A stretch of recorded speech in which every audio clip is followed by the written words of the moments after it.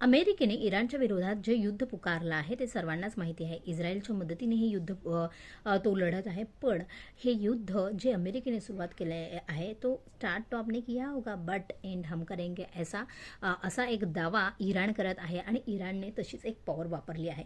जे हे युद्ध आपल्याला दिसत आहे जे इराणच्या भूमीवर चालू आहे ते युद्ध कदाचित इथून पुढं फायनान्शियल युद्ध म्हणून पण होऊ शकतं. कसं तर ते आपण समजून घेऊयात. अमेरिकेने इराणवर हल्ला केला त्यावेळेला त्यांचे बडे बडे नेते मारले गेले. बराच काही शाळा उद्ध्वस्त केल्या. बरेच निष्पाप लोक त्याच्यामध्ये मारले गेले. पण इराणने जे आहे आपलं मनोबल खचू दिलं नाही. इराणने काय केलं आपल्या पॉझिटिव्ह गोष्टींवर काम करायला सुरुवात केलं. आता त्याच्यातली सर्वात महत्त्वाची पॉझिटिव्ह गोष्ट होती स्ट्रेट ऑफ हॉर्मुझ, जिथून महत्त्वाचे क्रूड ऑइल असणारी जहाजं पास होतात. साधारण 33 किलोमीटरचं हे अंतर आहे, समुद्रातलं अंतर आहे जिथून ही जहाजं पास होतात. ती जहाजं पास होणं त्यांनी थांबवलं. कालपर्यंत त्यांनी चार देशांच्या जहाजांना परवानगी दिली होती, ज्याच्यामध्ये भारत, पाकिस्तान, चायना आणि रशिया होते.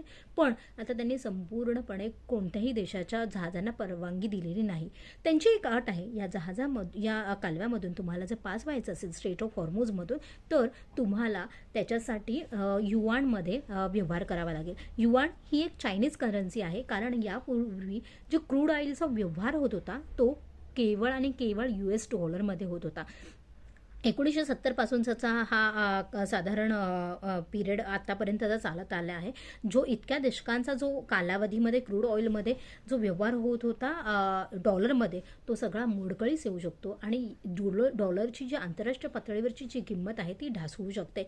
जागतिक महासत्ता असणारा देश अमेरिकासारखा देश हा याच्यामुळे डळमळीत येऊ शकतो आणि एक नवीन महासत्ता असलेला देश कदाचित उदयास येऊ शकतो. बरं, ते चायनाचं युआनचं काय अट्टहास करत आहेत.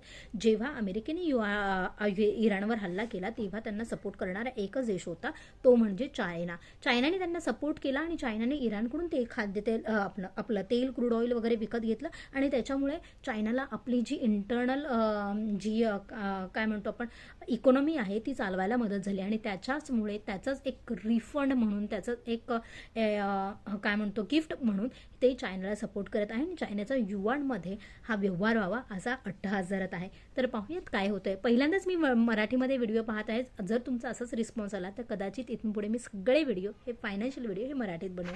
थँक्यू. लाईक करो, कमेंट करो आणि शेअर करो. Bye bye.